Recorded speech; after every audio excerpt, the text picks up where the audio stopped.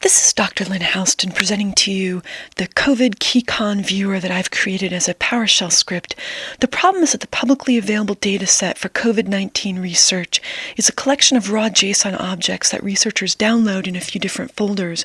Currently, right now, there are over 40,000 articles included in the collection. While data scientists can wrangle JSONs, other researchers need some way to access and search the data. So my program creates an input folder on the user's desktop called COVID-19 keyword search and prompts the user to load the JSON objects he or she downloads from the public data set. I'll show you here in a second that JSON objects are very difficult to read on their own. I'm opening one up. All of the markup and tags around the text can cause difficulties in accessing this material. My program allows better access to the material researchers need in order to help try to solve the COVID-19 pandemic. Other search utilities have struggled with the amount of time it takes to sort through 40,000 JSON objects, but this PowerShell script is a fairly quick solution. So the program creates this new folder for the search results within the keyword search folder. Now the KeyCon viewer is asking the user to input the search terms. For demonstration purposes, I'm using two terms, mouse and leukemia, only because I saw there were several articles in the data subset that contain those two terms.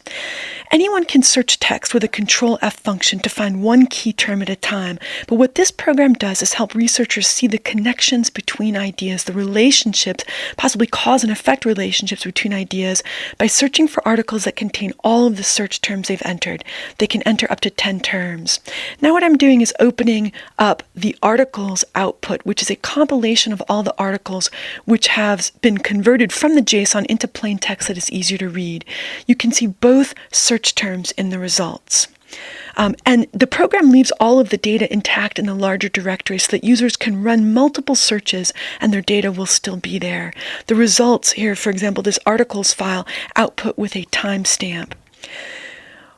The other output that this program does is a spreadsheet that catalogs the context of each term the user searched for. You can see, as I'm opening this Excel spreadsheet, the two keywords in this column F, mouse and leukemia. You can also see next to that in column D is the name of the JSON file. Next to that in column C is the actual line of text that the search term appears in, then arranged with the JSON file and its keyword search term. So the spreadsheet will help researchers keep track of where their data comes from.